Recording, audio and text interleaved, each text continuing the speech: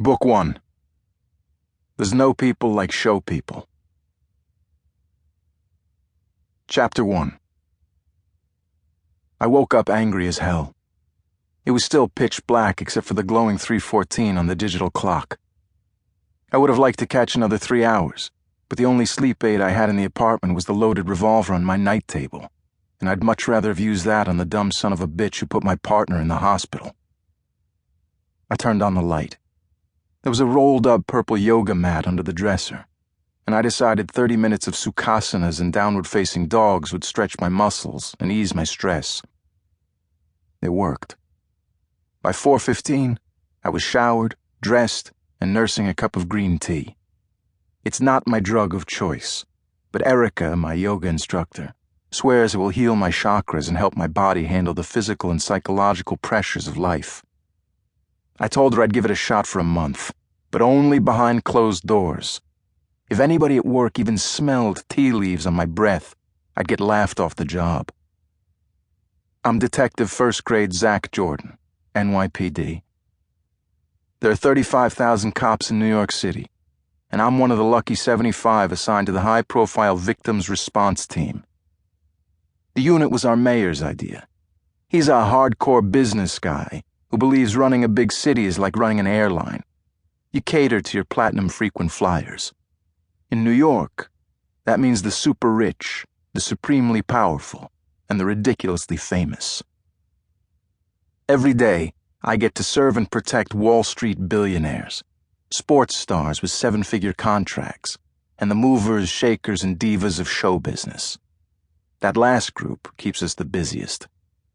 Probably because most of them are either so desirable they're stalked, so rich they're robbed, or so despicable they're murdered. Of course, the name High-Profile Victims Response Team practically screams out that we have a special task force dedicated to the needs of the city's creme de la creme. True, but politically damaging. So the mayor has asked, make that ordered, us not to use it.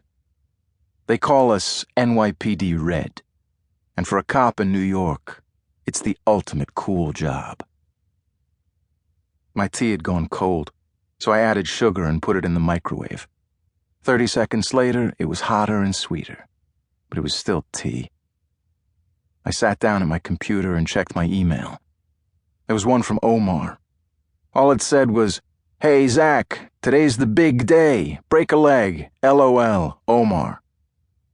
I hit reply and wrote back, "I'm glad one of us thinks this is funny."